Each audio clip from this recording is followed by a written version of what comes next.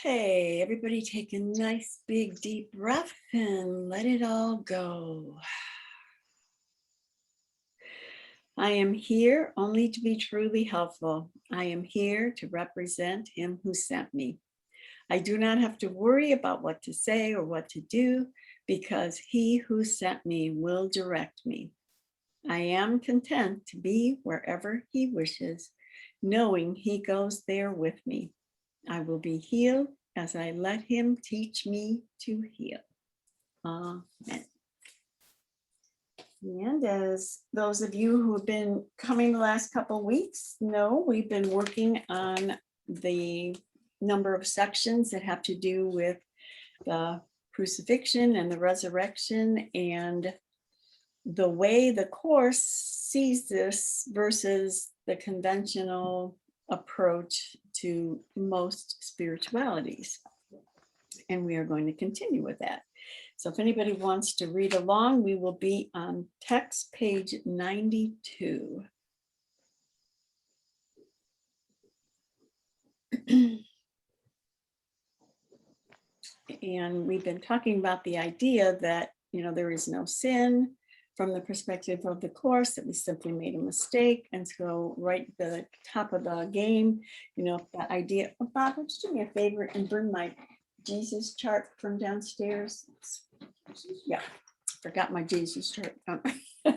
That we, the whole idea of Jesus died for our sins. If there are no sins, we simply made a mistake that can be corrected. It just takes the whole storyline of the traditional way of looking at the crucifixion. So we're going to start with paragraph 2. And I'm actually just going to read a couple lines out of this paragraph, and then we'll go to paragraph 3. So the crucifixion is nothing more than an extreme example. So it basically is an example of Jesus showing us that no matter what happened to his body, no matter what transcended in that experience, his mind was totally connected with truth. And as a result of that, he was not affected in any way by what they said, they did, how they acted, or even the final culmination of his physical death, because he was totally aligned with the right mind. Its value, like the value of any teaching device, lies solely in the kind of learning it facilitates. And what is the learning is to find that no matter what happens to us, whether you're Jesus or Marianne, to come to a place when you're aligned with the truth. Thank you, Bob. All right, we got Jesus now. That no matter what happens, if we align with our right mind, then that's really what the answer of the Course is trying to help us understand. And that everything the Course speaks of is always addressing our mind. It's not addressing this character called Marianne or anybody else in the room. It has to do with, what is my mind aligned to? Is it aligned with my ego, or is it aligned with the Holy Spirit? And the way we find out how it's aligned is to observe if I'm not at peace. If I'm not at peace, you're over here. And now that we know that, we can then learn to recognize that that's not what I want, but let me reword that I'm on this side as a result of the choice that was made, that we all collectively wanted because we were too afraid to go back home. But as we begin to look at the results of that choice, crucifixion, death, life and death, of attachment to the body, it really happened, guilt, sin, and fear, attack. Those are all the gifts of that choice. When we eventually dawns on us, I don't want the results of that choice anymore. That's no longer serving me. When we made that initial choice, we literally thought we were getting a better package. I got to be the creator. I got to be the maker. I got to be in control. I'm an individual, special, and different. Left God behind. But the results were literally the opposite of all the attributes of truth. And as we begin to digest what the Course is trying to help us understand, in that these are the results we're getting. Is this what we really want? Again, I give the example of, if you order something from Amazon and it gets delivered to your house, and you open the package and it's broken or it's ripped or it's not the product you thought it was going to be, you're going to send it back because it's not what you want. Well, what we bought was delivered, and it continues to be delivered every day of our lives.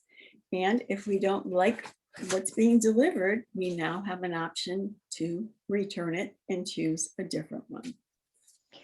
Marianne, Yeah. could you say that are really our only recourse for happiness is to follow the example of Jesus, that there is no Absolutely. other way, there's no other, in the situation Jesus is finds himself in, where his body is being done things to, that our only, that in order to have to feel the peace or well-being of God, that we'd have to follow his example.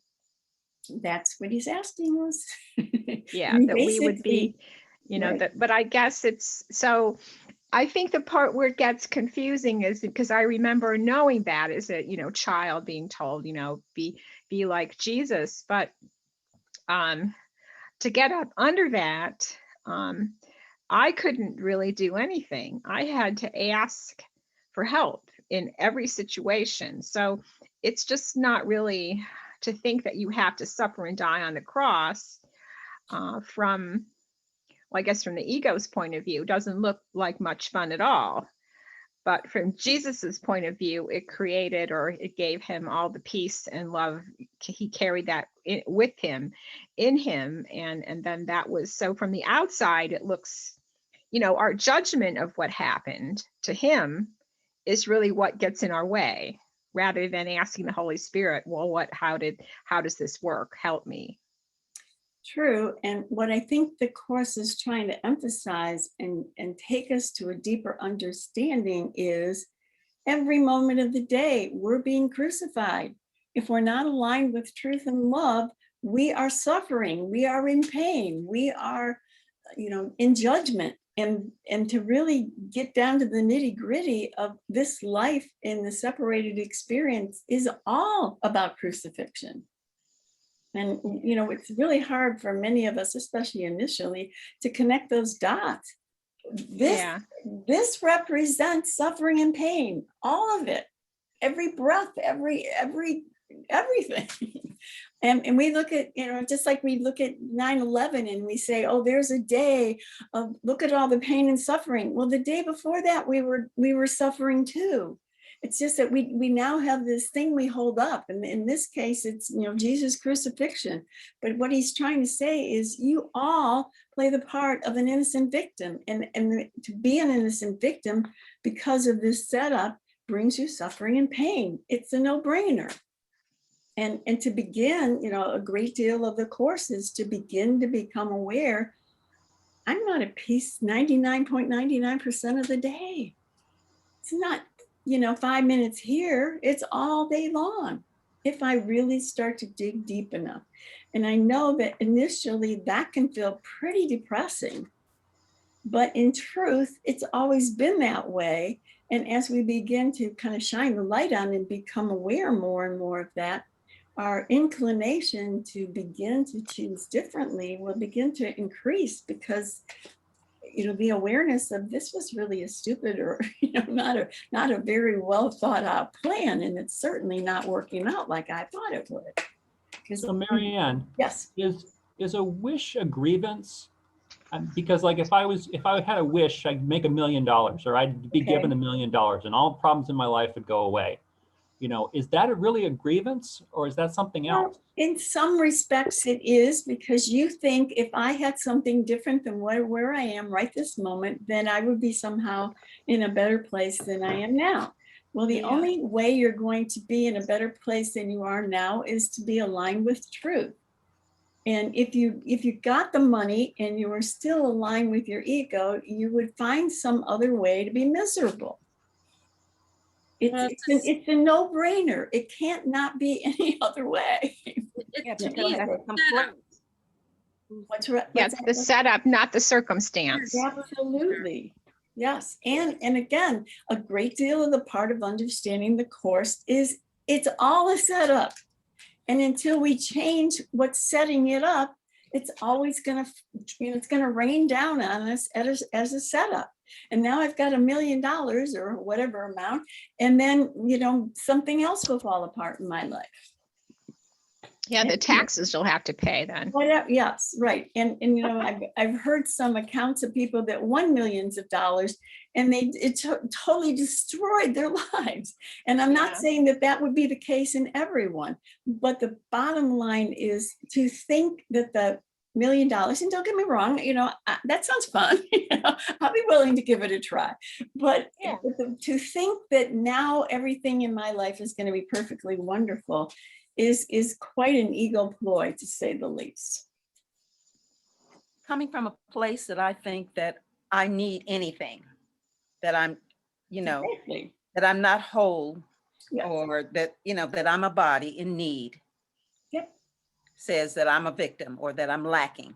And it's coming from, as you said, the left side of the chart, Yep. And it's a tricky scenario because literally we all need to breathe. We all need to eat to survive. So we're all need critters that can't not be in a place of needing, but be aware that simply is a result of what I have chosen to play in. And the progression to start to choose the other side doesn't mean I'm going to have, end the need of breathing in the initial process of this. Now, there will come a time when you will release yourself from the body and you won't have to contend with the need of even that. But that's a progression, that's a long progression until we get to the point where we're totally released from this body. But it doesn't sound like much fun either. Well, to not breathe. Well, no, and we're not. It's just that. Yes. I mean, we all get hit with it where we are, and then we ask the Holy Spirit to translate it for us. What is it? Get me to that other side. Jesus, help me. I don't know what's going on. Now what? Everything is like, now what? What next? Right. And for all of us sitting here thinking, what if it was me on the cross today with my consciousness? I know I would not handle it the way Jesus handled it, according to what the Course is trying to help us understand, because I'm not there in my connection with the truth of what's being afforded here. But again, Jesus is trying to lead the way, show us if you continue to do the things I'm asking you or showing you how to do, you too can line up next to me and live this story that I'm sharing. But there, and he even says in some places in the Course, but there's much work to be done before we're at that place. But to me, at least knowing where the top of the mountain is gives me a way to start thinking that's where I want to go. I want to align with an experience where literally nothing can take my peace away. Nothing. No, I'm far from Well, that. I think when it comes to this, sorry, go ahead. Go ahead. No, you're good. I was going to say, I think it's such a great question. I think when it comes to desires for me, I've had to develop some discernment because I guess in my upbringing, it was sort of like, well, you shouldn't need anything or want anything. You should do these things we tell you to do and want these things that we tell you to want. Right. And some of my desires, like from a young age to be a musician, was a desire that kind of led me toward the right side of the chart, right? Yeah. Whereas some of my desires, where they were kind of driven from the left side of the chart, led to more stuff on the left side of the chart. And as I kind of have more experience with discernment of what's coming from where, I'm able to do two things. Number one, choose more frequently for the right side of the chart. I guess it's our right side, it's your left side, but the golden one. Choose more often for that, and then also to be able to hold what comes from that desire a little bit better. And for me, a lot of it has been about, because there have been times in my life, where I, was working in Silicon Valley and doing very well financially. And it's still, I still felt fear. I still felt like not enough. Like there was a lot of stuff on the left side of the chart running in my head about it. So that Right. I couldn't really hold it and accept it as a representation of the bounty of the universe and of natural abundance and all of that. So I think it's interesting with desires. There's it's a really rich field of inquiry Right. in terms of, at least for me, it has been of like, I've kind of gotten to a point where I accept that when I desire something, I need to kind of listen to that and then discern to the best of my ability, is that like a divine desire or is it an ego driven desire? Because those things have very different outcomes. Well, and the course would also kind of add to that by saying it's not that you shouldn't have desires. We're going to continue to have desires because that's the makeup of the ego. So it'd be almost like Ken would say, playing your part in the world. But whether you choose to go to the right or to the, not the right or left here, but choose A or B in regard to whatever choices you're going to choose next in your life, it's not as important if you choose A or B. It's that you take the Holy Spirit with you with whatever you end up doing. And that's the most important aspect of that, because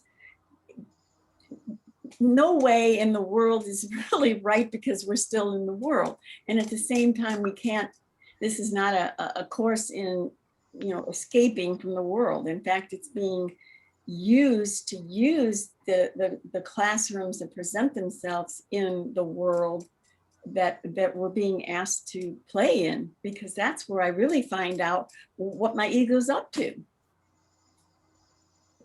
And I would say that I understand what Cynthia was talking about, and it seems like that would make a good roadmap. But what I'm discovering now is that I don't know what I'm doing until I step in it.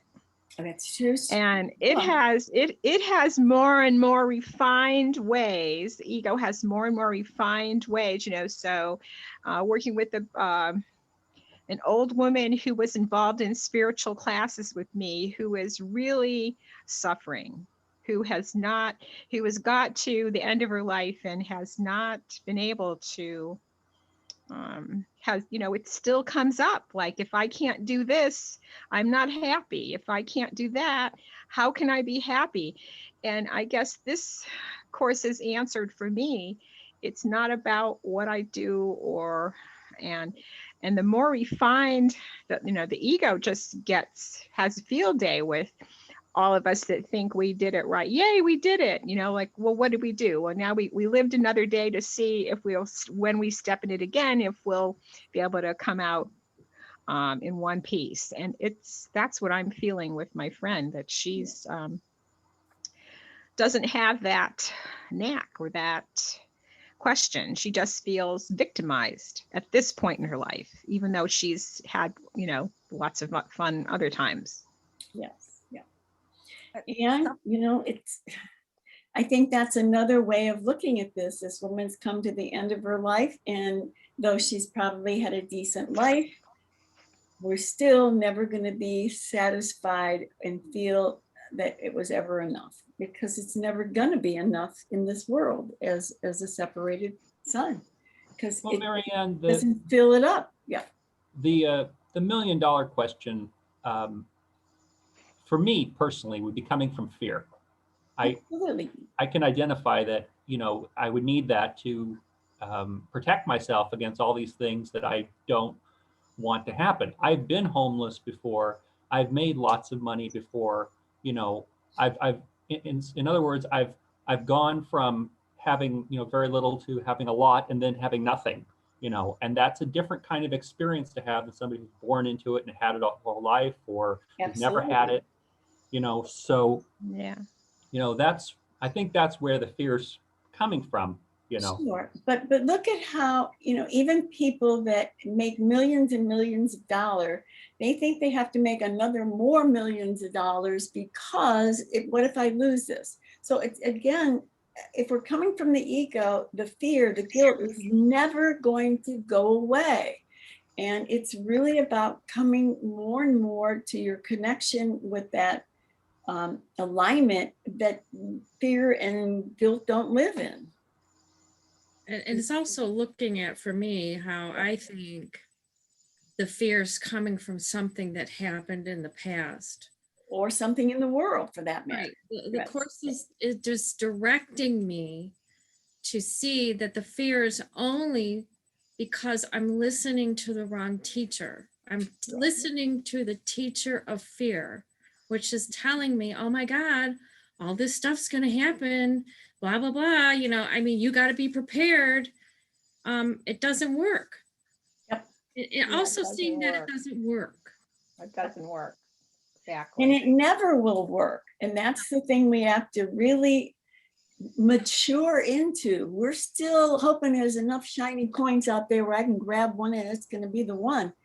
It's never going to work. And so we can, since we don't totally trust that or believe that, we're going to keep going down different avenues and eventually eliminate all the avenues and then finally sit down and go, all right, what do you really have to give me here, dude? Because now I'm ready to take it in, to listen, to really want this more than anything else. But we can't be pushed into that. We have to make that choice of our own accord. Another trap too is for me, real slippery slope, is thinking it's something I can do. Sure. I can choose. And I was like, how do I do that? I don't even choose. I'm looking. Yep. You know, and in the looking, something happens, you know, and I can't make it happen. Nope. Because when I think it's something I can choose, again, I can do a control, you know, that's C. I'm controlling something. I can control my future. I can control I can control my future by, you know, what is it? Managing something in the present that happened in the past. I'm still in my head. Yeah. Okay. So, you know, just looking at that and this whole thing about this looking, which is such a gentle, interesting thing, you know, of relinquishing control. You know, control has got me what I got. You know, I still think that I'm the power. Absolutely. Yeah. Absolutely. Well, yeah. I just wanted to mention that I heard on the fear subject, I heard a really interesting quote this week. And that quote is, "That which is noticing your fear is not afraid." Correct. And that was just powerful for Right. me. And that Oh, would yeah, really the red be, dot. that would really be what the Course is talking about. When you're here observing the fear, you're not the fear. So you're either identified with the observer or you're identified with the observed. And when you're identified with the observed, you're always in fear and suffering. So when you're observing the me that I think I am, but you're now aligned with this, then you're just watching the play go by of this scared person, but it's not what you are any longer. Yeah, that's a good one. All right, so back to paragraph 2. The crucifixion is nothing more than an extreme example. And then he goes on in line 3, it can be and has been misunderstood. And, you know, I would say we could go way beyond can and has to it definitely has been misunderstood by almost everyone. This is only because the fearful are apt to perceive fearfully. And the reason why they would be apt to perceive fearfully is because they're living in a mindset of fear. It couldn't almost not happen as long as you're aligned with that. All right, so I'm going to just read one more line and then we'll go to paragraph 2. I have already told you that you can always call on me to share my decision and thus make it stronger. So Jesus is telling us when you're willing, you know, when you recognize this is what I chose, this is the result that I wanted, and that we're no longer aligned with that decision, and we want to find out differently, then we offer it to the Holy Spirit to ask for, you know, for his help. Then we are making this thought system stronger and we're no longer feeding this thought system. All right, so down to paragraph 3. I'm sorry, yes, 3. This is a delightful one. You have probably reacted for years as if you were being crucified. This is a marked tendency of the separated, who always refuse to consider what they have done to themselves. Projection means anger. Anger fosters assault, and assault promotes fear. The real meaning of the crucifixion lies in the apparent intensity of the assault of some of the sons of God upon another. This, of course, is impossible and must be fully understood as impossible. Otherwise, I cannot serve as a model for your learning. That's a little tiny paragraph, but boy, is it packed full of goodies. So we'll start with the first line. You have probably reacted for years as if you were being crucified. And if we really begin to observe, pay attention, become aware, we would really understand that we react for years, not for years. We have reacted our entire life as we were being crucified. And what would the word crucify mean in this regard? Anytime I take on the role of an innocent victim of circumstances beyond my control, no matter what they look like, I am playing I'm crucified women. I gotta make this more. I'm crucified, where are my nails? You know? And again, we're so addicted to this experience, we don't even know how deeply seated that belief system is and how much it has run our lives. And Jesus is constantly trying to bring this, out of the dirt and bring it up to the surface, not to make us feel bad or even feel worse than we thought we felt before, but to help us realize how significant the result of the choice for separation is, and how in opposition to what is available to us it is. Okay, so in cute little words, he said, this is a marked tendency of the separated. In other words, that's what we're always playing when we play the part of an innocent victim, who always refuse to consider what they've done to themselves. Well, dang, what is he sticking that line in there for? And the reason he's sticking that line in there for is because this course is based on the concept we as a collective son of God made the choice to separate. Okay, the results are I live in a world where I play the part of an innocent victim, so something or someone else will be the perpetrator. But the perpetrator is someone that I have literally projected onto all my guilt, sin, and fear. So when he says, who always refuse to consider what they've done to themselves, we did this to ourselves to get rid of the guilt so that we could play the part of an innocent victim. And as an innocent victim, I suffer with glory as an ego. Yeah. Until we understand that's really not all that what it was cracked up to be. And I don't want to play here anymore. The sandbox is dirty. I want to go where the clean sandbox is. This sandbox will not bring me joy, peace, and love and oneness. This one will bring separation, guilt, sin, kill or be killed. It's the only thing that lives in this sandbox. We keep hoping this sandbox is going to change. It is not going to change, and it will never change. It can't possibly change because it's made up of different ingredients than the clean sandbox. So again, who always refuse to consider what they have done to themselves. So we play the part of an innocent victim, crucified character, so that we can maintain this storyline so that we don't ever have to go back to our truth because we were too afraid of the truth. Now the course, especially through the workbook lessons, is very gently, very gradually trying to introduce us to the realization that turning back to truth is a good thing, not a bad thing. But be very aware that just like if this was a football team or a football game, one team is over here, another team is over here. If I'm over here, this is the opposing team, and I don't want to have anything to do with this. Now we can all sit in our chair as a sweet little innocent victim and go, all I want is God. You don't understand how bad I want God. But to the degree I want to make my brother wrong so that I can appear to be right or sweet or good and make them look worse than me, I don't want this at all. And it's a very deep, hidden, manipulative storyline that we continue to play out unbeknownst to even ourselves. And Jesus, again, is, digging up the dirt and making mess all over the place and trying to help us understand, no, no, no, no, no.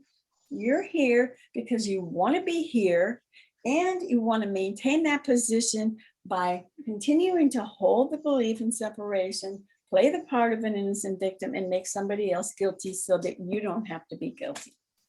And it's not working. This will never bring peace and joy and love, connection, and oneness. Only dropping this and choosing this will ever bring that result. And Marianne, you can say that you don't know that. You can't know that until you look at your own activity, your own, and then name your suffering. You can't know. You think if you just get one up on somebody, or you do good deeds in the world, or I do good deeds for my friend, that's all there is, that that's what I can do. And it has nothing to do with anybody. It's not even about my friend. It's about me asking always the Holy Spirit, what should I do? How do I help me to have truth, and if she suffers, that's her, not me. Where is the suffering coming from? It doesn't matter. I have to just keep asking to see whatever form I'm thinking about differently. The only thing, Andrea, what do you mean? What do you mean by saying name your suffering? Well, I think what she meant was become aware that I am suffering, or like everything. Yeah, that might, if it's watching my friends suffer, it makes me suffer in a way. Right. And I have to look at that, because if your friend was going through what your friend is going through and you were really aligned with this, you would know that's a perfect thing for your friend, but it wouldn't have any effect on you. So if it has any kind of effect, that's your part of the classroom. Right. And that's my only part, right? I can't control what she's going through. I don't really know what she's going through. I want to add a practical part of this, and that is said in the course. We have to look at the darkness, go through the hate to get to the love. So I have to look at, and for me, and this is where the shakeup comes in the course for me. When you look at somebody that you love, or that you say that you love, and then 3 minutes, a second later, you hate them, and looking at that and bringing that. To look, because what I'm looking at is the hate in me. And there's a tendency to want to hide, it's suffering, and we don't want to feel uncomfortable. For me, years and years, I'm looking for something to make me feel better, get me rich quick, and have the the blessings of God in the world. And it don't work like that, not with this course. And that was the hard thing. And the practical thing is looking at the hate. I may be talking, but you hate me. Okay, or you wish I'd shut up, or what the fuck, that, looking at that. Tashara. Yes. And what Tashara was touched on as well is the concept in the course called special love, where I think I love this person, but I really don't love this person. The moment that person, crosses the line that I've drawn in the sand, that I don't even know I drew in the sand, then I immediately turn to something other than absolute, pure, unadulterated love. And most of us would say, but I love my child, or I love this, or I love that.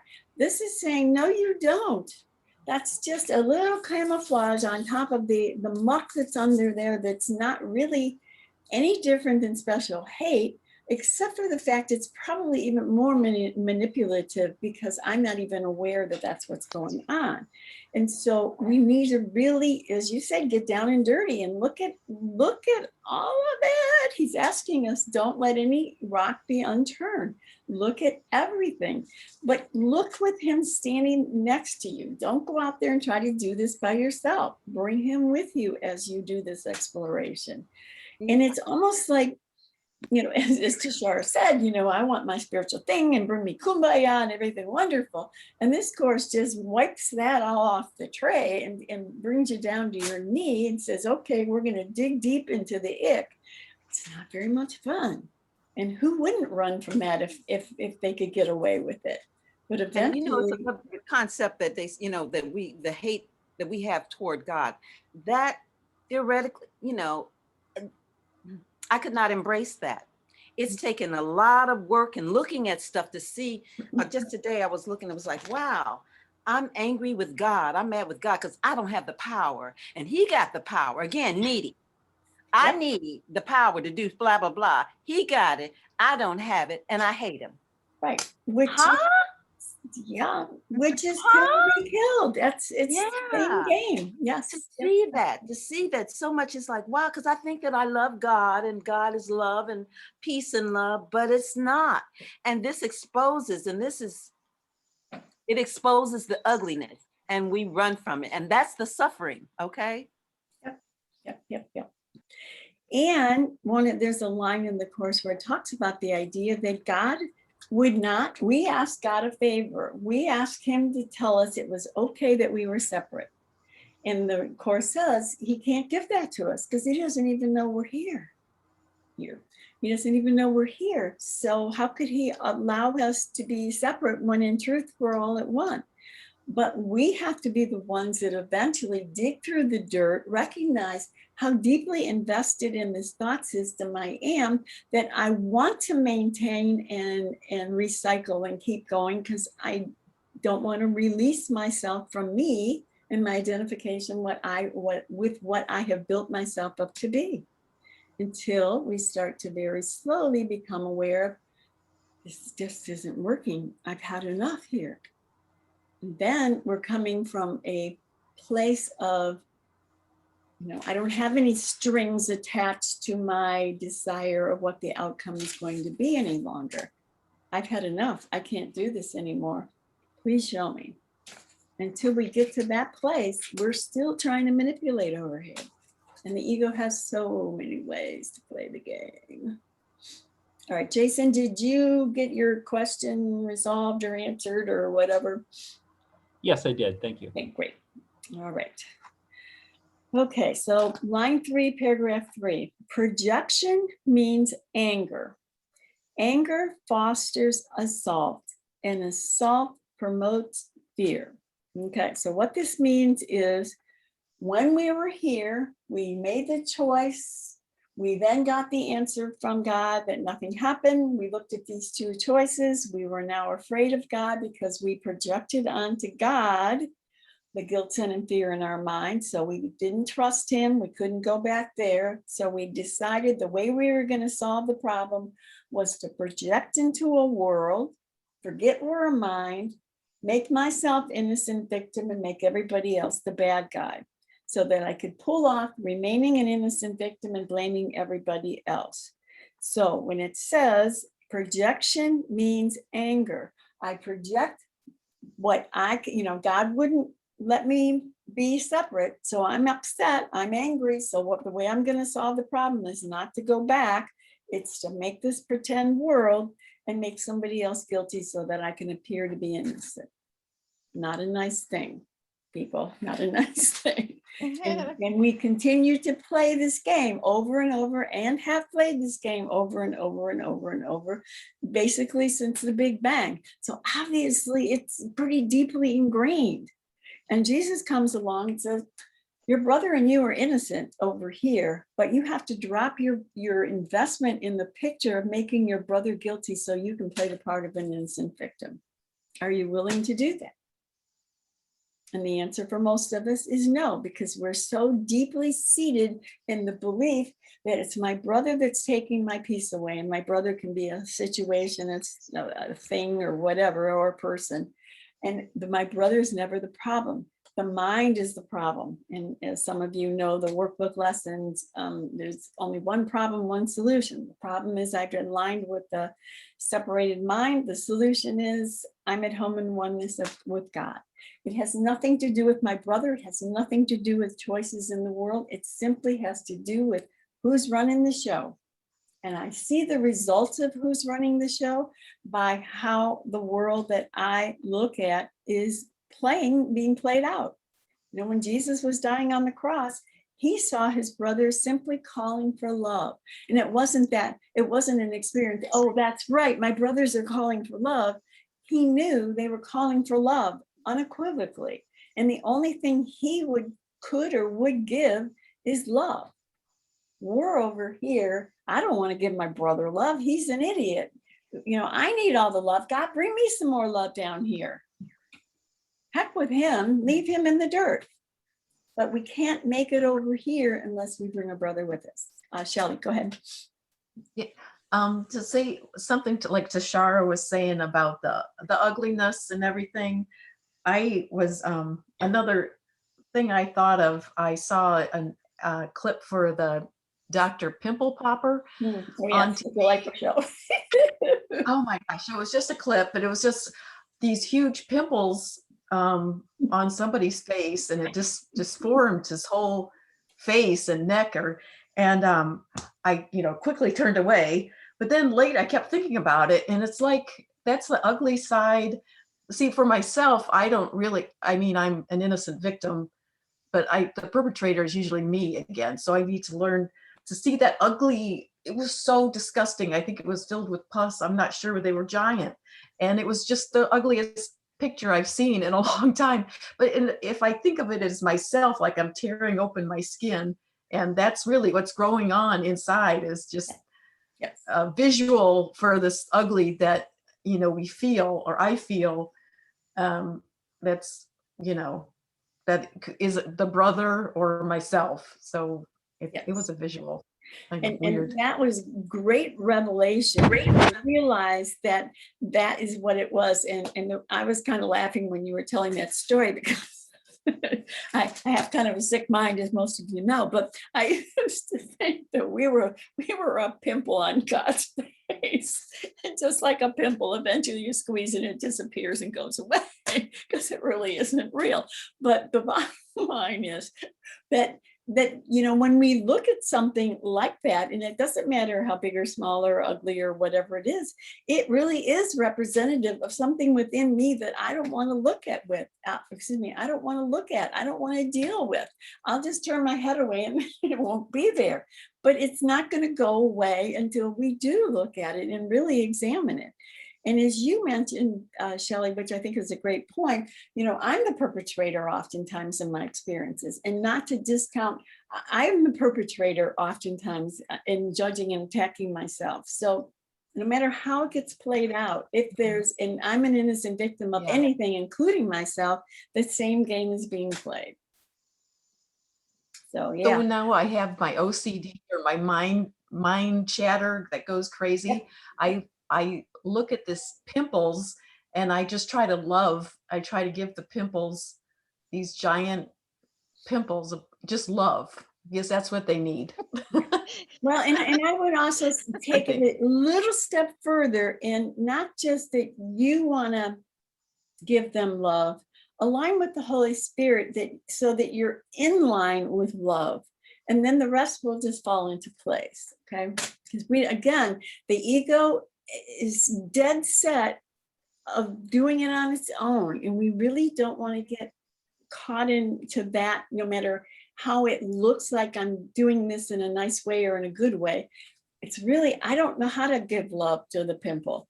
Show me how to give love to the pimple, or whatever is showing up in the next experience I'm having. Okay. Yeah, because crying is a red flag. Oh yeah. I'm watching myself trying to do something. Right. Like you said, Shelley, and I do the same thing. Yeah. Oh, me too. Yeah. Oh, yeah. Trying to give love to the pimple or something. It's still ego. Yes. And I can see that it doesn't work. I can see that it doesn't work, because I'm still, at some point, if I'm really honest with myself, I can still see that I think it's hideous.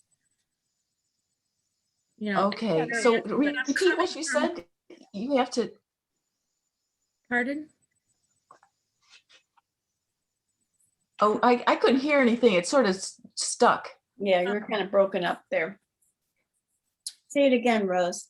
If I'm trying, it's ego. If I'm trying to Okay. give love to the pimple, etc., you know, in my, and I've had a few experiences of right-mindedness. I'm not trying to do anything. It's just happening. I see the pimple and it's no longer a pimple. Right. You know, and I can't manufacture. I can try to manufacture that, but it doesn't work. I still find that if I'm really honest with myself, I'm still seeing the pimple is hideous. And I'm trying to pour pink paint on it. Do you know what I'm saying? I'm not saying that's what you're doing. I'm just saying that, you know, that we have to be careful with that. Right. Because we're all about our own judgments about whatever's happening, and then we're judging the Holy Spirit about how he should handle it, and why did that happen in the world, that kind of thing. I'm still playing God. Right, absolutely. We're judging. It's all about judging. This is a horrible experience for us, even. Oh, this is the worst, you know. And then you just, instead of engaging with the Holy Spirit, you're still bouncing around with the ego's definitions and the ego's ideas, which just shows how deep it goes. You know, it is like that. You're like, oh, I should do this, I should do that. And I think that we learn, you know, that's how we learn the finer points of this, is that we go through some of these woulda, shoulda, couldas and get back to what the Holy Spirit would want us to do. And that's probably the hardest thing. But when we get that, then we're set. To me, it's that reminder. The gift to me is when I'm doing that, when I'm trying to manufacture the right side of the chart. Yeah. To me, the gift is, boom, somebody turn the awareness light on, the switch. I'm not doing it again. It's just like all of a sudden I'm aware, oh my gosh, look what I'm doing here. Okay, help me. Jesus, help me, because here I am again. Right. Yep. That to me, that's the gift. Yep. Yeah. The awareness and you know, I'm getting to a point now that the judgment of whatever I'm trying to do is not it's not this somebody's taking a hammer and slamming me in the head with it. So it's not so, oh my God, you're this horrible person, which is helpful. I can look at it and go, okay, don't want to go down that road. Let's go this way. Yeah. Right.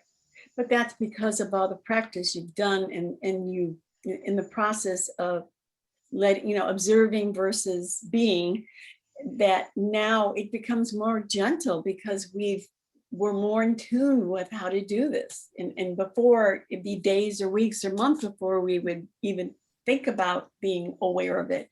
Now it becomes much more second nature. So, which is really a great sidebar of the practice of the course. Yeah. And it goes Rose. Right, oh, sorry. Go ahead. Go ahead.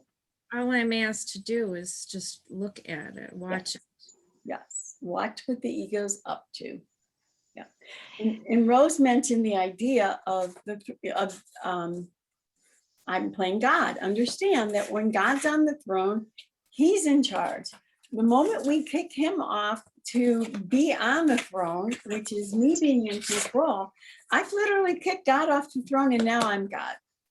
And be very aware of how prevalent that is. I'm God now. I'm in charge. I know the answers. I know how to figure this out. God, I don't need you right now. Just stay away.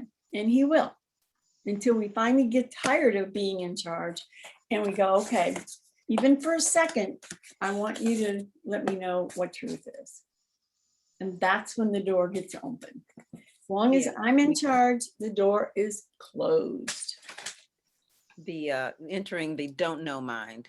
The don't know mind. Don't know, don't care. Just show me. Because if I care or I think I know how it's supposed to turn out, I'm still in charge. All right. Well, So go ahead. That first button is, I don't like this. I don't like how this feels. I don't like this. It's And not and work. that's something that I mean, in my former life, I would run away from that. Oh, I don't like it. Well, too bad. I'm stuck. I mean, I just never, too bad. This is the way life is. Oh, you're gonna be 90 years old and die. Well, too bad. That's how it is. But there's just that's the part where I have, been able to absorb a lot more faith, because I see when I ask for the Holy Spirit's help, that changes the whole dialogue. Right. And I stop looking at things as if they are, a done deal. I stop looking at life as if it's something that I have to endure, instead of, continue to endure, instead of make some sense out of with God. Yes. Yeah, definitely a totally different program. Totally different program. Yeah. All right. So again, projection means anger. So I am projecting because I want to get rid of what I don't want to hold in my mind and make it be somebody else's problem. Anger fosters assault. There's always going to be assault when I project it out here. And then it's going to promote fear, because I'm going to be fearful of the assault showing up. And there's numerous places where the Course basically says something produces punishment. What's the words? It's not coming to me. But basically what it means is, because I projected into my brother, I know assault or attack is going to show up because I put it there. Now, I don't remember that as Mary Ann, but I do remember that as the setup it was made, and I'm expecting this to come literally. And we will do a couple classes on that sometime in the future. I'm not going to go into detail right now. Guilt demands punishment. There you go. Thank you so much. Guilt demands punishment. Yes. All right. So the real meaning of the crucifixion lies in the apparent intensity of the assault of some of the sons of God upon another. So the whole deal of assault has to come from kill or be killed, more than one. In one, there's no assault. There's nobody to fight with.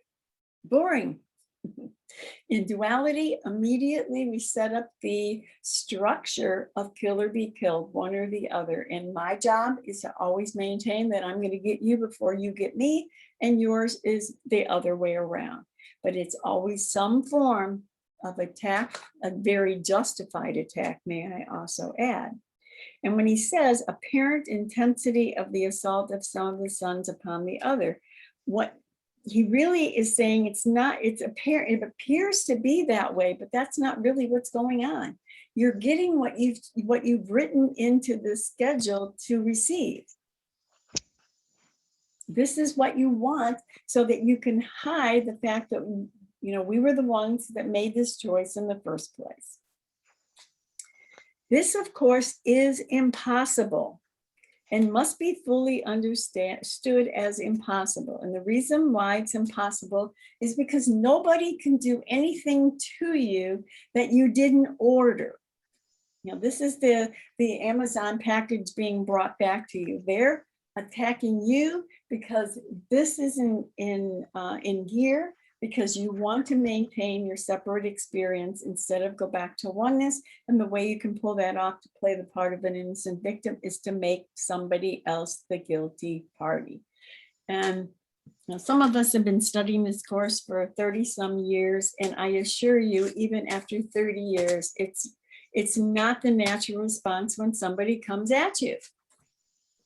The old, tried, true, addicted response is usually what runs the show. But Jesus is asking us to begin to interrupt that. Slowly, it starts to make sense. Wait a minute, it's not about them. It's not about this situation, this issue, this whatever. It's because I'm aligned with this thought system. And again, that's really the only problem and the only solution. But I keep getting duped into believing this is the problem. Yeah, John, you got a question? Yeah, the part of the paragraph that says anger fosters assault. Could that be also on yourself? Oh, absolutely. All of the should, I should be doing this. I'm a spiritual person. I should be acting this way or that way. And why can't I? And beating up on yourself for not being what your ego thinks you should be. 100% correct. Yes. And it's like, we don't need somebody else to attack us. We'll take care of it ourselves. Yep. And there's actually a couple places in the course where it does address that as well. You know, even if somebody else outside you is not attacking you, we will self-attack, because again, when we're in charge, I'll self-attack because that's better than having God tell me I'm okay. Really, Yeah. really, really Right. sick. Yeah. But So then the response is notice it notice it and ask for help. and relying to, okay, Holy Spirit, you know, you show me who I really am. Yeah. Because if I'm, you know, browbeating myself in all these ugly, horrible words, which, you know, you and all the rest of us do all the time, because this is the mind that produces that kind of thought. You know, who's in charge? Me. I mean, the choice for the separation's in charge. And I think I'm an innocent victim of even the thoughts that churn in my head. But that's not really accurate either, because those are the thoughts that are the babies of this thought. And as long as this is in gear, those are going to automatically filter through. And even feeling guilty as an ego for, oh my gosh, I left that side of the chart. Yes, correct. Yeah, definitely. Yeah. Yeah.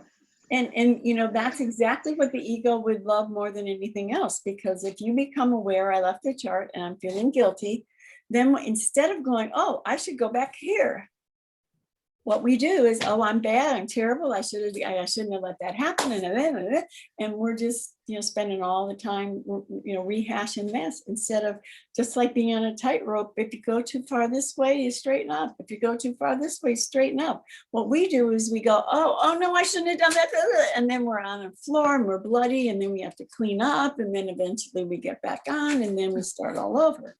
And the more we can catch it and go, wait, no, I'm over here. I want to go over here.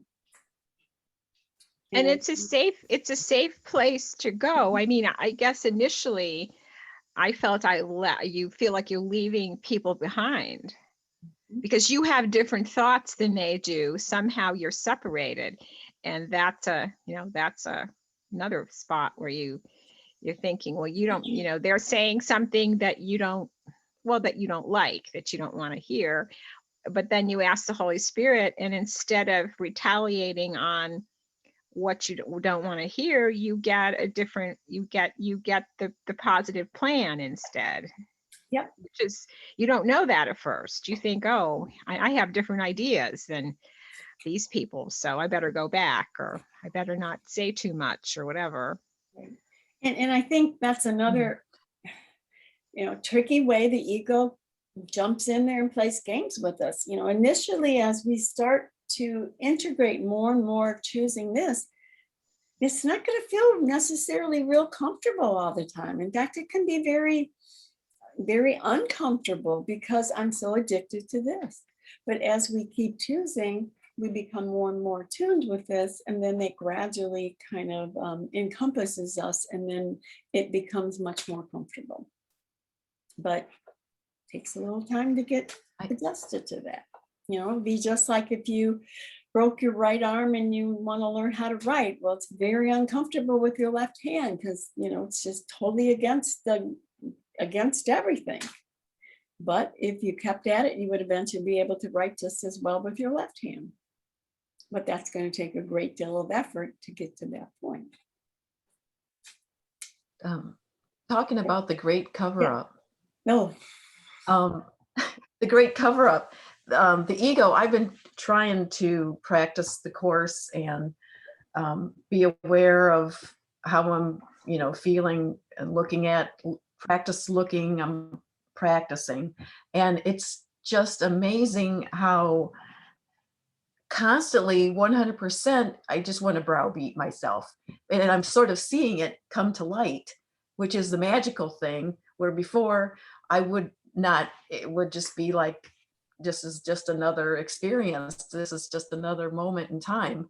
But now I can really see, like, wow, Shelley, that was really mean. That I mean, it's just come to light, and I'm more sensitive and aware.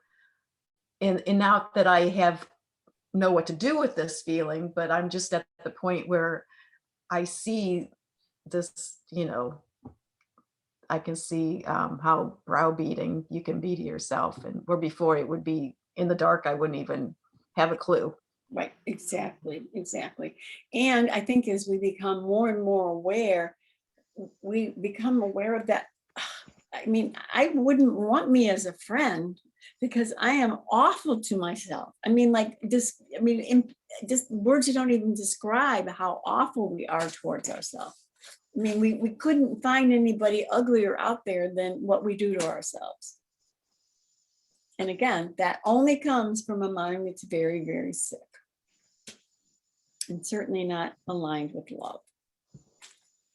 All right, so line 5, paragraph 3. This, of course, is impossible and must be fully understood as impossible. So in other words, the idea of the apparent assault on another brother or someone assaulting you is impossible because we've done this to ourselves. And again, we would probably have to hear that repeated a bazillion more times before that really, really, really 100% settles in.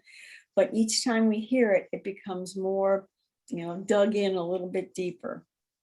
And as he says in the last line, otherwise I cannot serve as a model for learning. So in other words, until we get the idea that we're the ones responsible, the prayer in the Course, I am responsible for what I see. I choose the experiences that I have.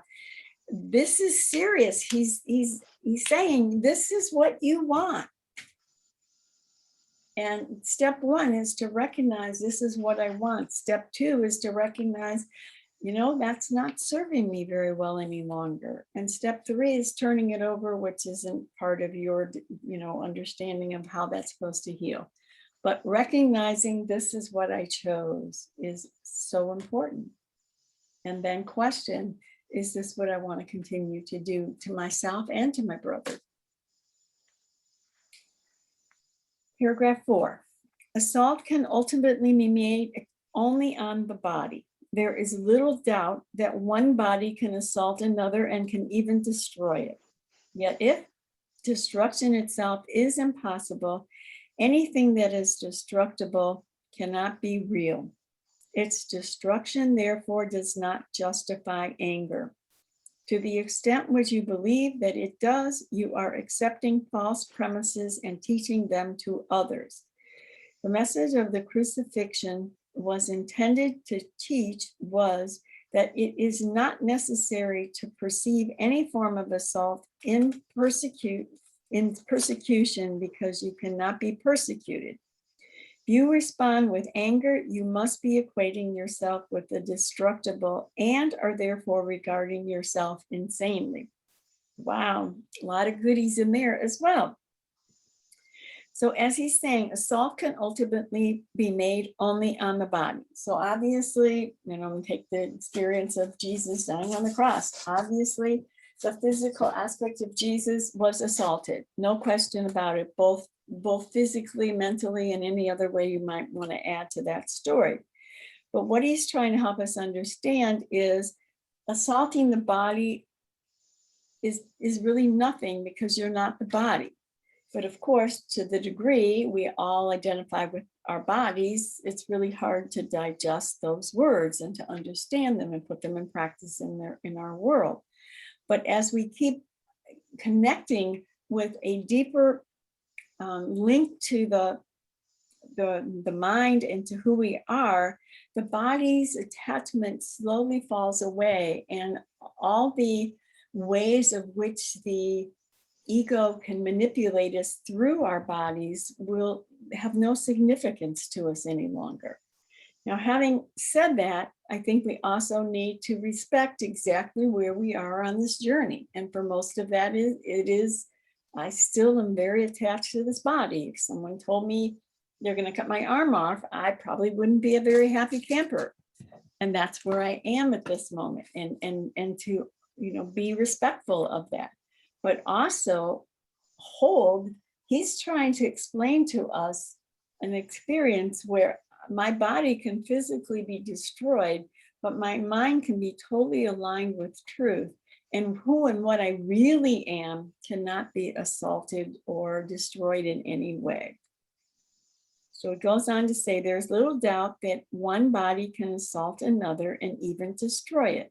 We certainly know that. You know, one person can kill another person. In this storyline of Jesus, his body was assaulted and was destroyed. Yet if destruction itself is impossible, and what this means is, if who you really are cannot be destroyed, then destruction really is impossible. Anything that is destructible cannot be real. And if you remember, the very first lines in the course are, nothing real can be threatened, nothing unreal exists. And, you know, again, you know, that's a little challenging to digest the first time you read the course, and the next 35 bazillion times you read the course, because we're still so attached to our body. We filter, look at, see things always through my attachment of my body. And again, he's trying to lead us up this ladder of a deeper understanding of something beyond what we are experiencing, and to start to filter through the understanding of anything that's destructible doesn't have anything to do with who I really am. And even though we probably aren't in a place where most of us can digest that and make it our own today, at least hold it there as a goal or a place that I want to walk towards. Because think of it from this perspective. If I'm identified with the body and I believe I'm destructible, I'm in pain. Because the first, you know, we were talking at the beginning of the class, even if you're in your house or your apartment and you hear a little sound, immediately you're adjusting to, oh, what was that? You know, am I going to be okay? And how much suffering and pain we experience by being identified with the body, versus what he's promising us, where nothing can disrupt our peace in any way, shape, or form. And again, I'm not there, but to hold that is the place I want to walk towards. Its destruction, therefore, does not justify anger. Well, again, because we're so attached to the body right now, it would justify anger in a big way. But again, Jesus, through this example, is trying to show us when you're really aligned completely with your right mind, they can do anything to your body, and there would not be any reason to be justified to anger in any way, shape, or form, because at that moment you would be totally aligned with love and truth. And the only way you could possibly respond from that experience is to express love. And anything that comes out of me that's not of love is a representation that I'm still aligned with the ego. And I know most of you have heard this story, but I think it's such a valuable story. If I have an orange and I squeeze the orange, what comes out? Orange juice. If I'm love and you squeeze me, the only thing that could possibly come out is love. And if anyone squeezes me, and what I mean by squeeze is anybody attacks me, judges me, calls me names, whatever, and something other than love comes out, it's just representative that I'm aligned with the ego thought of my mind and not the answer of love. So the more we can observe, see ourselves as continuing to attack, which we will all continue to do, we're being asked to observe it, look at it, and not take it quite so seriously. Because it's when I take it seriously and then I feel bad and then I feel guilty because the recycling of all that starts to happen, then the ego just pulls me back in. If I can just observe it and go, oh, there we go again, of course my ego would respond that way and kind of slough it off in a little lighter way. Then I'm not making it as real. And the attachment to the belief in separation will start to dissipate and fall away. Marianne, Yes. as you were saying that, that old saying popped into my head that I never really understood when I was a kid. And it just clicked. Sticks and stones will break my bones, but names can never hurt me. Yes. Yeah. My body can be hurt, but I can't be hurt. Right. That's wow. That was helpful. Yep. Thank you. Yeah, I've had that revelation before. Yep. That's what that means.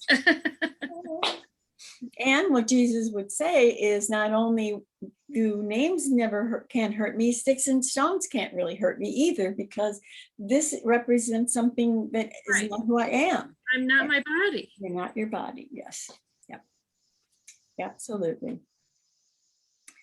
All right. So again, its destruction therefore does not justify anger. And we have to start with where I am. Right now, if you punch me, there's a real good chance I'm going to respond in anger. Or if I go to the doctor and the doctor tells me I have some disease that I don't want to have, there's probably a good chance I'll be suffering in pain in that regard too. But stop there and look at it and go, okay, so obviously I'm still aligned with my body. I'm still aligned with the thought system that acknowledges that this is who I am instead of who I really am. Holy Spirit, you keep telling me choosing over here is a better deal than the one I'm aligned with. Maybe today would be a good day to, welcome that door. Let that door open a little crack, because this isn't working too well for me right now. All right, so to the extent to which you believe that it does, you are accepting false premises and teaching them to others. So if I believe that I am justified to anger about anything, I believe that I should be doing that, and I'm accepting false premises, and literally I'm teaching them to everyone, including myself, because I'm taking the lie, I believe the lie, and then I live within the context of the lie, and I recycle the lie, which keeps me from making the choice for the truth.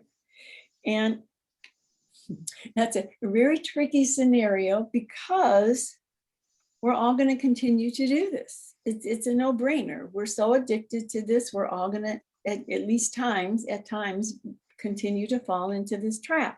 So when you do, the Course is not asked you to feel bad and beat yourself up again from the other, instead of hitting this cheek, it hits you on this cheek. It's simply saying, the moment you catch it, stop, realign, just like the tightrope again.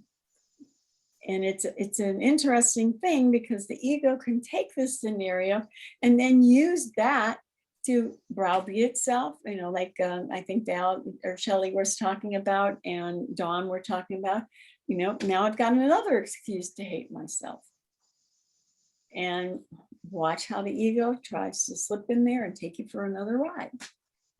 And when you catch it, immediately say, whoop, wait a minute, I can choose now. I don't need to fall in the hole of how terrible and awful and I should have done it and why didn't I do it. Just stop now and realign. But be very aware, you're either teaching love or you're teaching hate, unbeknownst to us. All right, so the message of the crucifixion was intended to teach was that it is not necessary to perceive any form of assault in persecution, because you cannot be persecuted. Well, that certainly is not our experience. Our experience is I can be persecuted all over the place. But what the Course is trying to help us understand is, in truth, you cannot be persecuted because your seeming persecutor is you. It's the part of you you didn't want to look at as a result of having chosen to separate from love. And the Course is constantly trying to help us to embrace, understand, and walk towards the fact that in truth, nothing happened. So anytime I'm invested, I'm affected, I fall into the trap of the ego, I'm literally saying, no, what God made is not true. What God created is not true, but what I made, ooh, that's true. And let me prove it to you. And we have all the ways that we can prove that this is legitimate and this is nothing. But all the time, this is the thing that is everything. And this is just the pimple on God's face that we're waiting to squash and get rid of. All right, so if you respond with anger, you must be equating yourself with the destructible. And we're just going to stop there. So if I respond in anger, it's because I am identified with my destructible identification with myself as this body or this ego. And therefore, you are regarding yourself insanely. And Jesus is so cute. He always tells us we're insane, and it's done in a very respectful, loving manner. But what he's trying to say is, if you could have this instead of this, or if we want to use this chart, if you could have this instead of this, and you keep choosing this, there's no other word to describe it other than you're insane. Because if you could choose eternal life instead of death, a mind that's healed instead of a body that's always falling apart, nothing happened instead of, oh yeah, it did happen, and boy, is it horrible. Truth, spirit, and love instead of guilt, sin, and fear, and love and sameness instead of attack, pain, and difference. If we really, really, really got that that's what I'm doing to myself when I continue to align with the ego, I'm insane. If I understood that this was unequivocally true, then I would stop playing in this arena. But to the degree we're identified and addicted to it, it continues to pull us back. But when you say that, Marianne, Yeah. you know, what you need is an experience on the right side of the chart in order to understand. You can't just understand this mentally, you know, you need to have an experience to be able to have something to compare to. Right. Well, and I would say until then, it's what would be required would be trust that he's telling me that this is going to work, and I, you know, I'm not liking this too well, so maybe I'll give it a try. But you're absolutely correct, and even at the beginning of the workbook lessons, he even says, you know, this stuff is crazy. You're not going to understand it. Don't worry about that. Keep doing it, and then you will have an experience that will prove to you that making this choice is to your advantage. And as those you know, those keep reflecting and happening in your life, you're going to trust it more and more and be less and less pulled into this. Yeah. And certainly those kinds of experiences are, you know, what we live for in the practice of the course right now, because we don't have a whole lot to work with where we're sitting right now. But when you have a moment where it's like beyond time and space, and you know, the reflection of that love is not something Marianne did, that puts you in a whole different place. Yeah. Yeah, and the experience is a reflection of the choice the mind makes. Absolutely. So it's not something, again, that Rose can manufacture or do. Correct. And then the other thing, be careful, because right after you have that experience, ego will fly in and say, look what I did. Yep. So you got to constantly be vigilant for what's going on in your mind, because the ego is just very insidious. Yes. And don't also be surprised that you might have a moment over here that is so amazing, you just, you know, it's beyond words, that you will be slam dunk over here just in the next moment, and you'll be, what happened? And then you'll question, did I do something wrong because I lost that space? And on it goes. And don't do that to yourself if you can stand back a little bit. And that's the game of the ego. You know, we'll let you have a little crumb of that cake, but we're gonna, you know, put you on the scale in a minute, or whatever it may be, that, you know, brings you right back to the hole again. And that's what we've given it the power to do. It of itself has no power at all, only to the degree we've invested in it. Right, paragraph number 5. And again, remember, Jesus keeps telling us we're insane because we're choosing to align with this instead of this.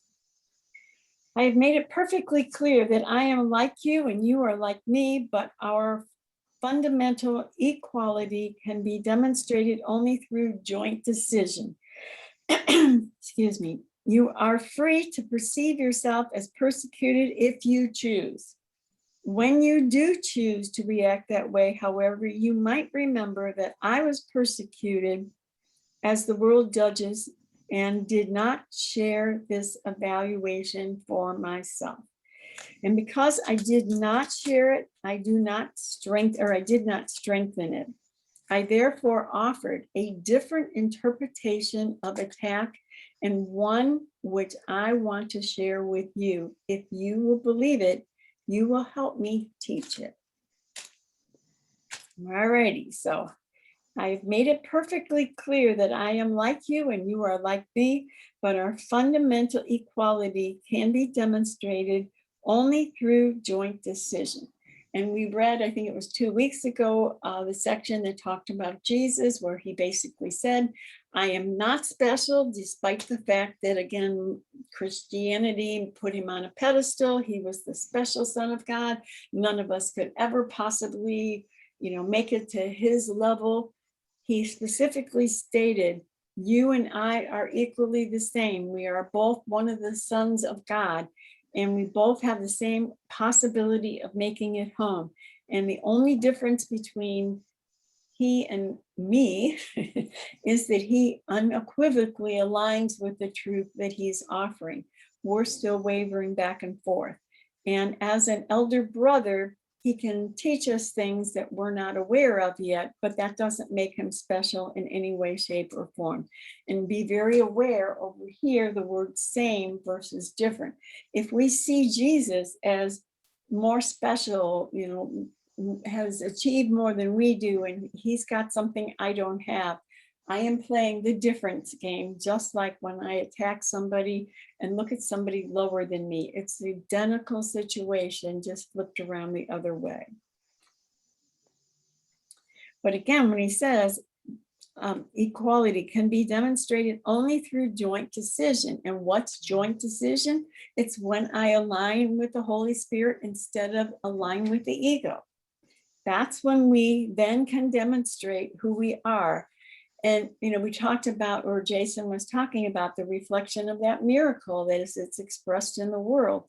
When I stop playing in the ego sandbox and I step over here, and then I reflect, I reflect into the world instead of project into the world, I'm demonstrating automatically, without Marianne being in charge, the reflection of that love and light. Just like when I'm aligned over here, I am constantly projecting the thought or the teachings of the separation and what that represents. So it's automatic. Whatever I choose, I'm going to either project if I'm aligned with the ego, or I'm going to extend love automatically because of which choice has been made. But if we want to demonstrate as Jesus, and Jesus is not saying, okay, look at dudes, I'm the special guy, it's too bad you can't come over and sit with me. He's saying you have the equal ability to join and do what I do, but I need you to do what I'm suggesting you do, or you're still on your own doing it yourself. And as long as you're doing it yourself, there's no room for me and I won't step in. But the moment you open the door, the light's already shining through you. All right, so you are free to perceive yourself as persecuted if you choose. Now, obviously, when we begin this journey, we always perceive ourselves as persecuted. It's a no-brainer. That it's a setup, the whole setup of I'm an innocent victim says I am persecuted. End of story. That's the hook. That's the way it's been set up. So I first have to become aware of that's the hook and that's the setup that I've made, so that when those start to pop up and I find myself in the middle of it, where I would normally with a no-brainer attack. Why would I do anything else? It's a kill world, and I've got to stand firm of my ability to hold my position. And a small part of your mind says, but wait a minute, do you really want to go there? And many people, shared little tidbits of stories of how they did get that awareness in their mind if they could choose differently. And then after evaluating it, decided, nah, I'm not ready to do that yet. But understand, at least at that point, you're very consciously aware of, I'm not ready to step over here, but I'm not an innocent victim of circumstances beyond my control as I thought it was. When I'm ready, I can make that choice that will flip me over to a totally different awareness. All right, so I'm going to read that again, not pretty. You are free to perceive yourself as persecuted if you choose. And be very aware that persecution requires me to be identified with my body, because you can't persecute my mind. You can only persecute my body. So any identification with the body is the only way persecution could happen. When you do choose to react that way, however, you might remember that I was persecuted as the world judges and did not share this evaluation for myself. And we started out with the first line in paragraph 2 that says the crucifixion is nothing more than an extreme example. It was an example to show us that no matter how horrific and horrible and terrible the experience was, because Jesus was at a point where he did not share that evaluation for himself any longer, he could represent another way of responding to the same scenario, only in this particular case, probably worse than most of us have ever had to experience. But that's not to belittle any experience we have where we feel like I'm an innocent victim of circumstances beyond my control that make me feel like I'm being crucified, whether it's a big thing, a little thing, or anything in between. The Course very specifically states there's no hierarchy of illusions. All across the board, you're either at peace or you're not at peace. End of story. So we can apply this to absolutely positively every single thing that comes down the pike, if and when we're ready to do so. But keep reminding yourself the way Jesus got to that point where he could only respond out of love is when he stopped evaluating himself as being persecuted. If I'm holding the persecution card, I can't be stepping over here. I have to be willing to drop my investment in any aspect of believing that I know what's going on in the situation, even to the degree of being crucified, as the story went in this situation. And because I did not share it, I did not strengthen it. And as we read a few moments ago, when I align with this, I am strengthening this. When I begin to align with this, I automatically begin to strengthen this. So it's not only that making the choice for this is my benefit, it's my brother's benefit, and I'm literally no longer feeding into the world that which I say I don't want. We all say, I don't want crucifixion, I don't want pain, I don't want suffering, but literally we keep dumping more piles on top of the thing we say we don't want. And it's only when I don't share this storyline that I can then begin to live a whole new story. And then, of course, offer that story as well. I know it's quite the challenge, guys, because we're so addicted and feel so justified to play the role of kill or be killed. But we have to be aware that persecution is not being done to us. It is simply the projection that we set up that we now live in and we believe is true because we forgot that we were the ones that made that choice. And it's really all based on our need to see ourselves innocent and somebody else guilty.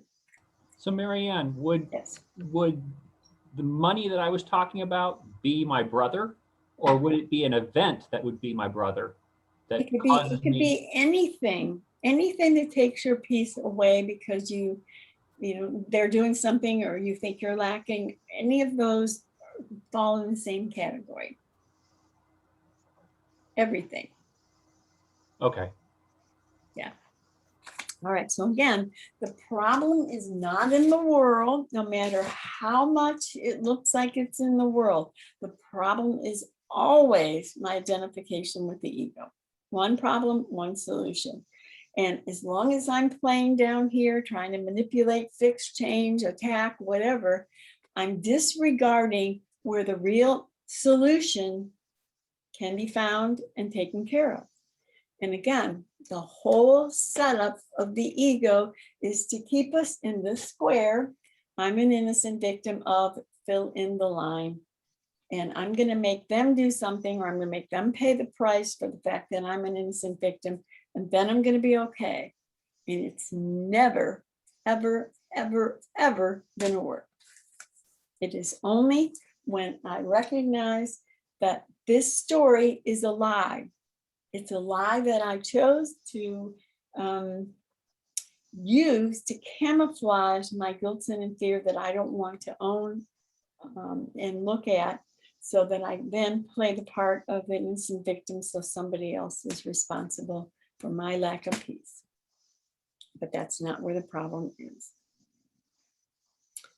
All right, so attack is an expression of fear, which is a call for love. All right, so think about this. Attack is an expression of fear, which is a call for love. So when your brother is attacking, it's really an attack, or excuse me, it's really a call for love. And why would it be a call for love? Because the reason why any one of us attack anyone or anything is because we believe in guilt, sin, and fear. And we don't know we're loved. And so we're constantly not just recycling our own guilt, sin, and fear, we're feeding into the mass of guilt, sin, and fear when we don't choose for love. And again, this is not our natural flow of response to turn to choose for love, because we're literally live and breathe in a world of kill or be killed.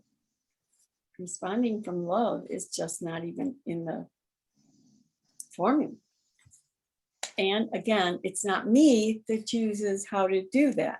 It's me that drops the investment in the story of guilt, sin, and fear and asks to see it differently. Show me that this isn't who I am. So when we choose for attack, we're choosing against love. Again, a no-brainer. All right, so he says in line 5, I therefore offered a different interpretation of attack, and one which I want to share with you. But again, we have to be willing, we have to be motivated, because when we begin to become aware of playing the game of the ego isn't working, it's not providing me with love, it's not providing me with connection, and it's making my brother guilty so that I could play the part of an innocent victim. There's almost like a switch that gets turned on where you begin to become aware, this isn't working. This is not providing me what I thought I wanted. And again, this was what we wanted. We chose it. It's what we wanted. The flip around is the pain is not going away with all the ways I try to manipulate the world. And I want a new way. And the Course is saying that's when you find the change. Just like with Bill and Helen, when they had that conversation, there's got to be another way. My way is not working. And boy, there's so many ways the ego can attempt to find the answer while still being intact as me being in control. almost innumerable.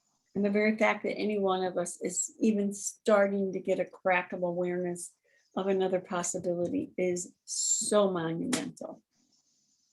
So when you have those days of being discouraged, which I know all of you will encounter if you have not done so already, be very gentle, because the very fact that we're even slightly inclined of another way of looking at things is really representative of a major shift in who you are. All right, so he wants to share this with you. If you will believe it, you will help me teach. So again, when we begin to live it, we're automatically going to teach that, because we now become the lighthouse just like Jesus did. All right, paragraph 6. As I have said before, as you teach, so shall you learn. If you react as if you were persecuted, you are teaching persecution. This is not a lesson a son of God should want to teach if he is to realize his own salvation. Rather, teach your own perfect immunity, which is the truth in you, and realize that it cannot be assailed. Do not try to protect it yourself, or you will be believing that it is assailable. You are not asked to be crucified, which is part of my own teaching contribution. You are merely asked to follow my example in the face of a much less extreme temptations to misperceive, and not to accept them as false justifications for anger. There can be no justification for the unjustifiable. Do not believe there is, and do not teach that there is. Remember always that what you believe, you will teach. Believe with me, and you will become equal as teachers. And again, he's basically emphasizing in this paragraph the idea that what you believe is what you're going to automatically teach. It's a no-brainer. It's going to flow through whichever choice you make. And as he also says, as you teach, so shall you learn. So if you're teaching yourself that this is the answer, you will reinvest yourself in the belief that this is the answer until you finally come out of that cycle and begin to learn differently.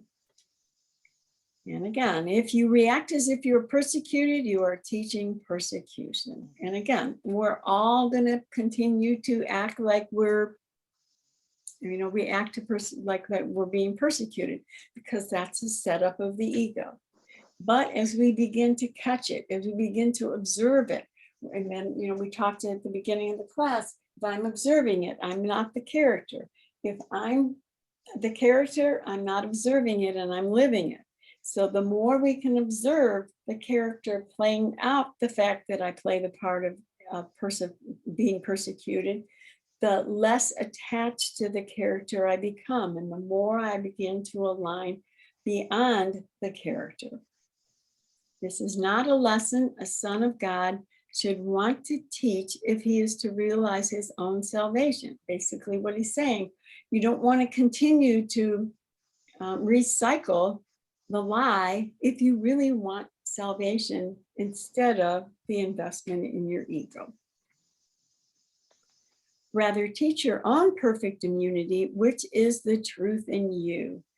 Just was thinking about the shots being given, we're being immunized of the COVID or other things out there. But how about the perfect immunity when we're no longer identified with our egos any longer? And with this shot, we're the only ones that have control over it. We don't have to go to a site and have it done. I can do it every moment that I choose to drop the ego, observe the ego without investment in the ego, and choose to help to align with who I am. All right, so where am I here? All right, so rather teach your own perfect immunity, which is the truth in you, and realize that it cannot be assailed. Right, so this is up to us to do it. Do not try to protect yourself, or you are believing that it is assailable. You are not asked to be crucified, which is the part of my own teaching contribution. And he says that with the physical concept of the crucifixion, but as we read earlier, he also mentioned that we all have reacted as if we've been crucified. And literally every time we identify with ourselves as being an innocent victim, we are feeding into the belief system of I'm crucified.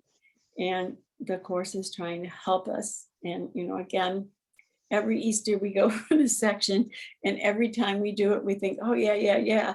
And then we go back to the plan of what the ego does. But each time, hopefully, we're getting a deeper understanding and awareness and an ability to live it more strongly. You are not asked to be crucified, which was my part of my own teaching contribution.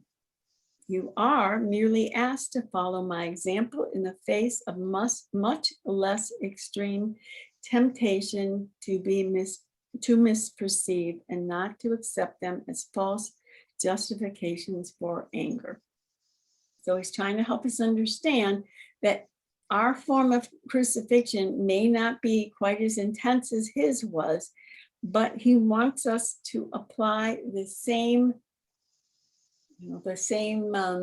tools as what he did in order to come to a place where he was no longer brought to anger. And even if we can't come to the place of being able to do this, to at least hopefully start to understand intellectually why my justification for anger is no longer viable.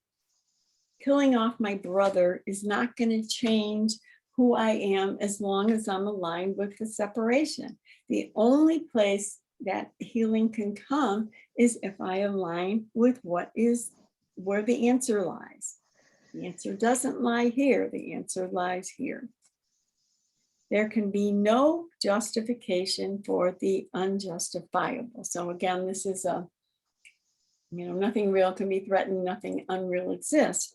It's pushing it to that point of how could you justify something that's unjustifiable? Do not believe there is and do not teach that there is. So again, anything that has to do with the body, the physical, and that kind of thing that we're defending is not justifiable. And I know that's a big step from where most of us are still sitting, but eventually we will ride or walk up those steps to the top of the ladder. Do not believe there is and do not teach that there is. Remember always that what you believe, you will teach. And again, take that in, accept that when you're ready, but don't feel guilty if you can't live it yet, because we're not at a place where we can live it yet. And if you feel guilty because you're not living it, now that you understand it, that's just another way the ego could sneak in there and use this against you. Believe with me and we will become equal as teachers. And Jesus doesn't want to be on the pedestal. He wants us to walk over and walk with him and become like him. This is not a course, and isn't Jesus wonderful? And the rest of us peons are struggling in the dirt. He wants us to come and walk next to him. 7, your resurrection is your reawakening. I am the model for rebirth, but rebirth itself is merely the dawning on your mind of what is already in it. God placed it there himself, and so it is true forever. I believed in it and therefore accepted it as true for me. Help me to teach it to our brothers in the name of the kingdom of God. But first, believe that it is true for you, or you will teach amiss. My brothers slept during the so-called agony in the garden, but I could not be angry with them because I knew I could not be abandoned. All right, so your resurrection is your reawakening. We're reawakening from the dream of insanity, and we are awakening to what is truth, and that's our resurrection. I am the model for rebirth, but rebirth itself is merely the dawning on your mind of what is already in it. when we remove the cloud in front of truth, truth is just sitting there. Is that right side up? No. Truth is just sitting there, but we have to remove the cloud or what's keeping us from understanding it. And as we begin to understand more and more what the ego's about, we can then slowly let the ego go, and then we will find out what was there the whole time. I don't have to figure out this. I don't have to make this. I don't have to figure it out. I don't have to do anything with it. I just need to remove the blocks to the awareness of what was there all the time to get to my true identity. All right, so it's there already. We don't have to go looking for it. God placed it there himself, and so it is true forever. And again, everything on the right side of the chart is our true identity, the gifts God gave us. And if you look at the throne picture, the gifts that God had, he gave freely to the Son. It was only when we decided to do it on our own that we dumped God, and then we took the place on the throne, and we've been in charge ever since. Only now we're starting to realize being in charge really isn't such a good idea as we thought it was. I believed in it and therefore accepted it as true for me. And what we have to do is, as we begin to understand it, to eventually accept it unequivocally for ourselves. Help me to teach it to our brothers in the name of the kingdom of God. But first, believe that it is true for you, or you will teach amiss. And there's a place in the course where it says, we have to accept the atonement for ourselves. If you're waiting for somebody else to do it first, or for you, it's not going to happen. Our accepting of atonement is to consistently align with this to the point where this is who I am, and this has no calling any longer in anything with my thoughts any longer. All right, so he goes on to say, my brothers slept during the so-called agony in the garden, but I could not be angry with them because I knew I could not be abandoned. And kind of along with some of the questions that Jason has spoken of today, if I knew who I was, how could I be abandoned? Abandonment doesn't live over here. It only lives over here. And so the same thing is true with any kind of attack from a brother. If I knew who I was, I would not perceive their attack in any way as anything that had anything to do with me. They could be in pain, and that's why they're attacking, but it would not have anything to do with me. Versus what most of us experience in our lives at this point, I would guess, is somebody attacks us, then I am justified to attack them back, because I don't know that I cannot be abandoned, that I cannot lack, that I am not everything. And to the degree I believe this, I will then play the games accordingly. All right, we're going to kind of pass over paragraph 8 and move on to 9. Not that 8's not a good paragraph, but I want to focus on 9. I elected for your sake and mine to demonstrate that the most outrageous assault as judged by the ego does not matter, as the world judges these things, but not as God knows them. I was betrayed, abandoned, beaten, torn, and finally killed. It was clear that this was only because of the projection of others onto me, since I had not harmed anyone and had helped many. Okay, so Jesus is trying to help us to become aware. Obviously, to his body, lots of really nasty things had occurred, but he chose this to demonstrate that no matter what happens to your body, no matter how horrible or awful or insane it may appear to be, the answer is still going to be the same. And as he says, as the world judges these, oh, I'm sorry, I want to read that line before. As the world judges these things, but not as God knows them, I was betrayed, abandoned, beaten, torn, and finally killed. But again, those all have to do with the body. And he was totally aligned with the mind that was not affected any longer by what happened to his body.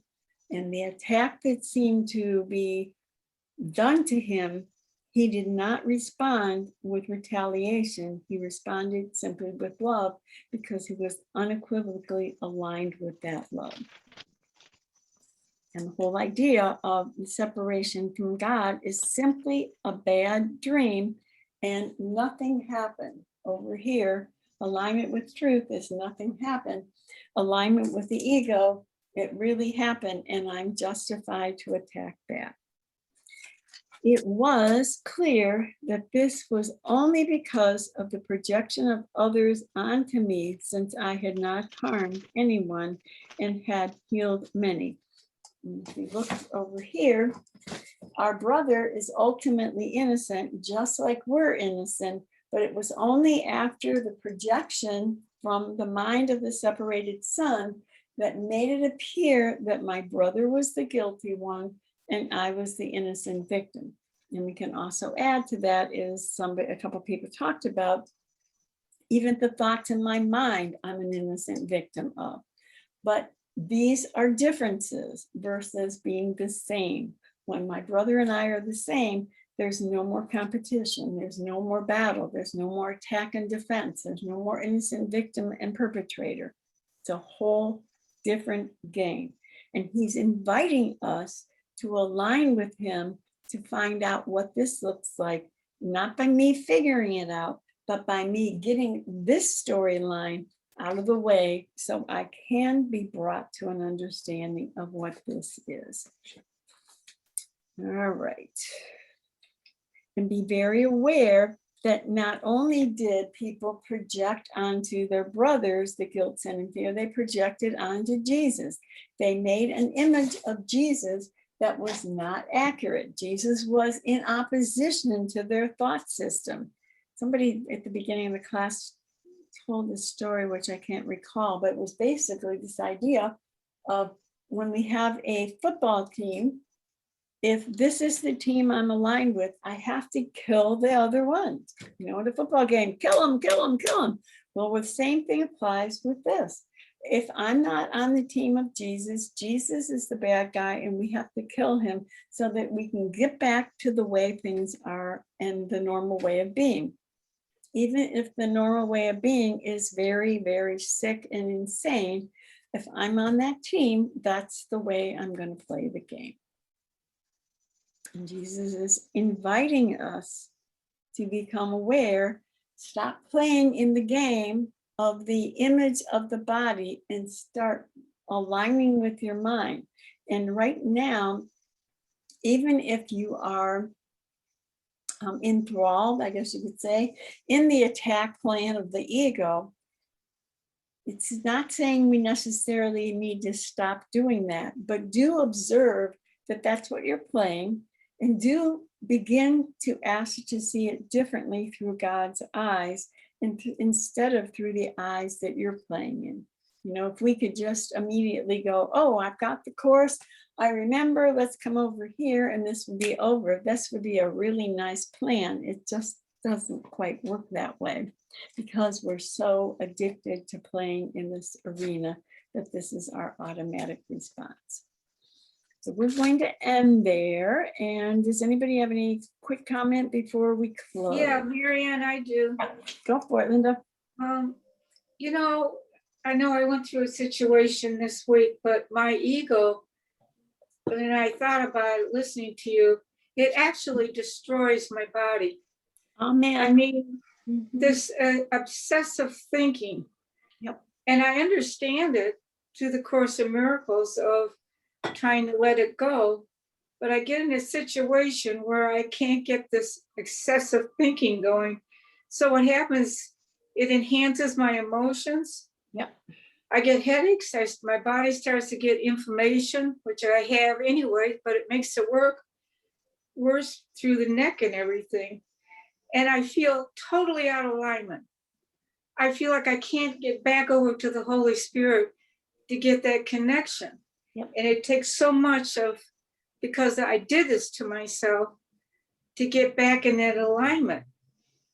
So when I do it, I do feel lighter in my body. I feel lighter, but it is a constant working on every situation that hits me on a daily basis. Yep. It's constantly. Yep. And I want that feeling to go back to that feeling, a feeling of peace, but the ego takes over. Okay. So easy. Right. What you just described is exactly how this process works. It's like you have a moment over here. And if you remember when I was talking to Rose, I think I said, don't be surprised if you get slam dunked over here again, because the ego is still, I guess you could say, in charge a lot because we've given it so much power. And it's really saying, okay, Linda, you know, you had your little day in the sun over here, get back here where you belong. And as you said, you know, you kept trying to bring yourself back, but just realize that even the fact that you are aware that there is a back, you know, that already is showing that you are much more healed than you thought you were. And even though your body hasn't come to a settled point, I guess you could say, that your mind is still much more aware than it used to be, because before it was literally brain dead. And you were gone. There was no observation. There was no awareness or anything. So the ego is just playing its little game. So just let it ride out the best you can and keep holding firm to wait. I really want to find out what truth is, and do your best. And I know this is easier said than done, not to allow yourself to attack yourself because you should be further along, or it should be, you know, it should have happened faster. Just realize the ego is playing its game. Hold firm to staying as still as, or as connected as possible. But this is the game. This is the game of the ego. Yeah, it is, because I was fighting with Google and Samsung phones. Jason can relate to computers. Yeah. And there's so many, and you know, so many things to choose from. You know, again, take this, and we got all this stuff going, and the answer is come over here. You know, and there's just so much to choose from over here. Yeah. And the ego's just right in there, you know, throwing the next one in when you've gotten a little awareness. There was another curve in there. So thank you're you. doing all right. Just keep hanging in there. It's coming. Yeah, it's coming. All right, I'm going to mute everybody and we'll say our prayer. And then if anybody wants to stay on, we can stay on. And if not, we'll close it out. Okay, everybody take a nice big deep breath and let it all go. Forgive us our illusions, Father, and help us to accept our true relationship with you, in which there are no illusions and where none can ever enter. Our holiness is yours. What can there be in us that needs forgiveness when yours is perfect? The sleep of forgetfulness is only the unwillingness to remember your forgiveness and your love. Let us not wander into temptation, for the temptation of the Son of God is not your will. And let us receive only what you have given, and accept with this into the minds which you created and which you love. Amen. Amen. Thank you, everybody. Thank you. Have a good week. Bye, everybody. Have a good week. I'd like to introduce our newest member of the class, Apollo. It's adorable. Oh my gosh, how cute. He's What is his name?